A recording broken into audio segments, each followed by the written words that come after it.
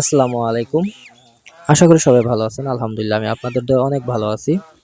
আর আজকে আমাদের হাঁসগুলাকে ভ্যাকসিন করা হবে। এটা হচ্ছে ডাক প্লে ভ্যাকসিন। ১৮ থেকে ২১ দিনে করতে হয়।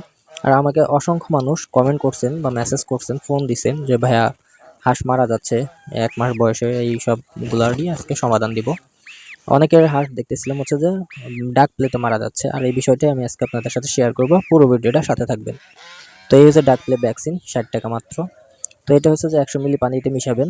প্রথমে হচ্ছে হালকা কুসুম গরম পানি করে নিয়ে পানিটাকে ঠান্ডা করবেন। ঠান্ডা করে তারপর হচ্ছে যে পরিমাণ মতো পানি নিবেন ১০০ মিলি। তো তারপরে হচ্ছে সুন্দর করে ভ্যাকসিনটা ভিতরে পানি পুশ করবেন। মানে সিরিঞ্জ দিয়ে 5 ml সিরিঞ্জ দিয়ে আমি করতেছি। তো আপনারাও চাইলে সেম ভাবে করতে পারেন। তো যখনই হচ্ছে যে আপনি পানি পুশ করতে যাবেন ভ্যাকসিনের ভিতরে, দেখবেন অটোমেটিক্যালি ও হচ্ছে যে আপনার সিরিঞ্জের ভিতর থেকে পানিটা অটোমেটিক্যালি আপনার পুশ করে দিতে হচ্ছে না, ও একাই টেনে নেবে। যদি ভ্যাকসিন সক্রিয় থাকে বা ভালো থাকে, সেক্ষেত্রে আপনার কোনো টেনশন থাকবে না, অবশ্যই আপনার ভ্যাকসিনটা ভালো আছে। আর এটা নিয়ে আসার সময় অবশ্যই ফ্রিজিং করে নিয়ে আসবেন। যে কোনোভাবেই পারেন ফ্রিজিং করে নিয়ে আসবেন, নিয়ে এসে ডিপ ফ্রিজে রেখে দেবেন। যদি ওই দিন ব্যবহার না করেন, তো আগের দিন ডিপ ফ্রিজ থেকে বের করে নরমালে রাখবেন। তো বের করা মানে যখন পুশ করবেন ঠিক তার আধা ঘন্টা আগে বা ১ ঘন্টা আগে বাইরে বের করবেন। তো যাই হোক, তারপর সুন্দর করে ঝাঁকিয়ে ঝুঁকিয়ে মিশিয়ে নিয়ে অনেকেই আবার হচ্ছে যে ১ মিলি করে পুশ করতে পারেন না। সেক্ষেত্রে হচ্ছে যে, ডায়াবেটিসের রোগীদের যাদের হচ্ছে যে ইন্স্যুরেন্স দেওয়া যে সিরিঞ্জটা পাওয়া যায়, সেটা হচ্ছে টোটালটাই ১ মিলি।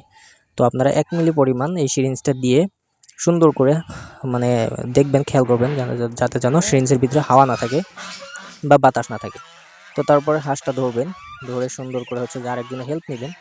আর ধরে ২ পা সুন্দর করে ধরে, যাতে যেন যখন পুশ করবেন তখন যেন হাঁসটা লড়াচড়া মানে না করে, পা যেন টানাটানি না করে, বারবার যেন শুইয়ের ঘা না খায়।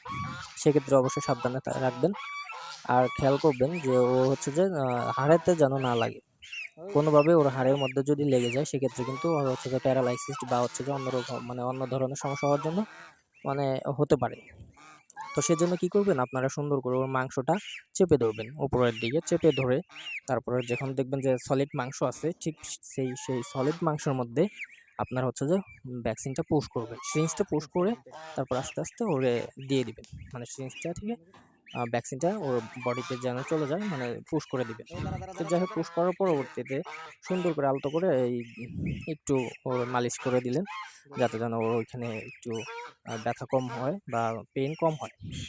তো যাই হোক, আমিও যেভাবে করতেছি আপনারা চাইলেও সেম ভাবে করতে পারেন। আর অবশ্যই আপনাদের সেম ভাবে করতে হবে।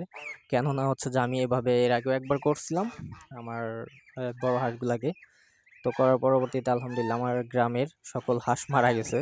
তো আমার হাঁসগুলো আলহামদুলিল্লাহ আপনাদের দয়ায় বেঁচে আছে আর ভ্যাকসিন করার ফলে।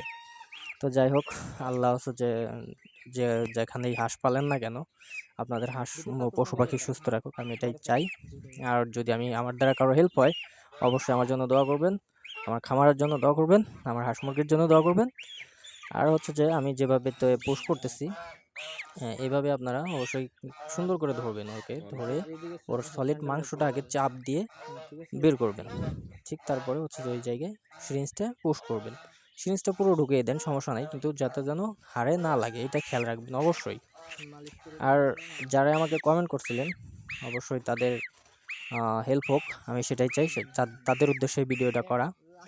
তো হচ্ছে যে আমাদের বড় হাঁস যেগুলো আছে, মানে আমাদের মা হাঁস, বাবা হাঁস যা আছে, ডিম পাড়া হাঁস সবগুলাকে আমরা করে দিব। আমাদের হচ্ছে যে পিকিং স্টার হাঁসও আছে, যেগুলাকে আমরা আরও ৭-৮ মাস আগে করছিলাম এই ডাক প্লে ভ্যাকসিনটা।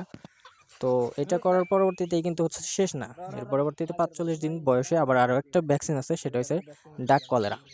তো হাঁসের হচ্ছে এই ২টা ভ্যাকসিনই খুবই গুরুত্বপূর্ণ। যারা হাঁস পালন করেন অবশ্যই সাবধানে থাকবেন আর রাখবেন। আর হচ্ছে যে অবশ্যই মাথায় রাখবেন যে আপনার এই ২টা ভ্যাকসিন করতেই হবে, না হয় ওই রোগটাতে আপনার হাঁস আক্রান্ত হবেই আর মারা যাবেই। যেমন আমার আশেপাশে অনেক মানুষের হাঁস মারা গেছে, অনেকেই কমেন্ট করছেন, অনেকে ভিডিও পাঠিয়েছেন, অনেকের ড্রপিং দেখে বোঝা যাচ্ছে যে ডাক প্লে হয়ে মারা যাচ্ছে, ডাক কলেরার কারণে মারা যাচ্ছে। তো সবাই সুস্থ থাকবেন, ভালো থাকবেন। আল্লাহ হাফেজ।